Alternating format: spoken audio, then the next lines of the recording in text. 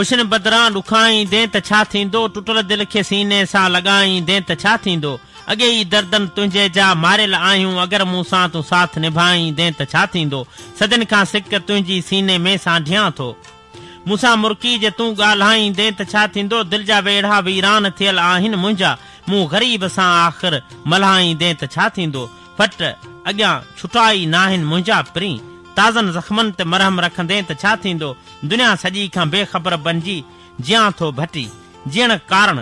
मूंखे खिलाई दे त छा थींदो। इनायत दर्स जो नज़म आहे ॻोठ हाजी ग़ुलाम मोहम्मद नोहानी जे डॉक्टर मुमताज़ ख़ासकेली ऐं साईं सिद्दीक़ ख़ासकेली जी चूंड। प्यार किथे आ, प्यार किथे आ, घटिन में ॻोल्हियो फथल त कोन्हे, रछन में ॻोल्हियो लॻल त कोन्हे, खरन में ॻोल्हियो पियल त कोन्हे, घरन में ॻोल्हियो लिकल त कोन्हे, कड़ा निहारे अची ॿुधायो प्यार किथे आ, अमन किथे आ, निहारियो ठाहे हिते त कोन्हे, लॻल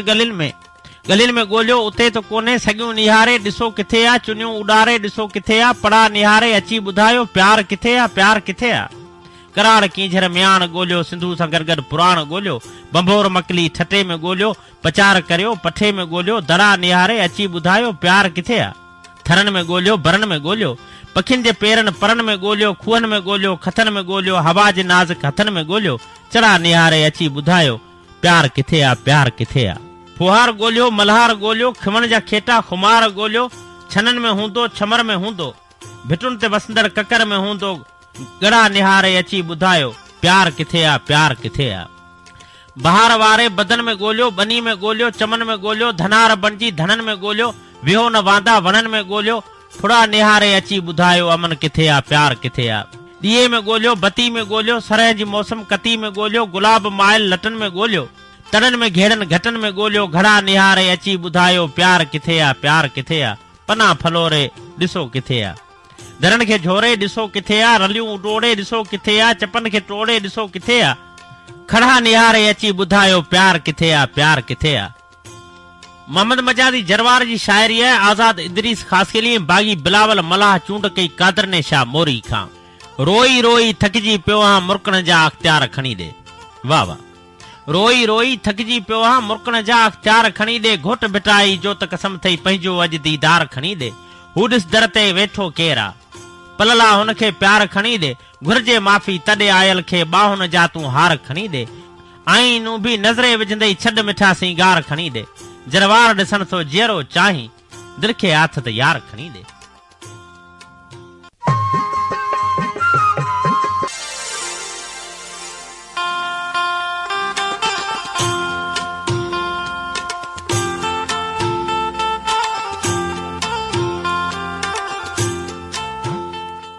प्रोग्राम सबरंग सांवल सिलसिलो अंदर जा एहसास FM 92 तां पेश कयो पियो वञे।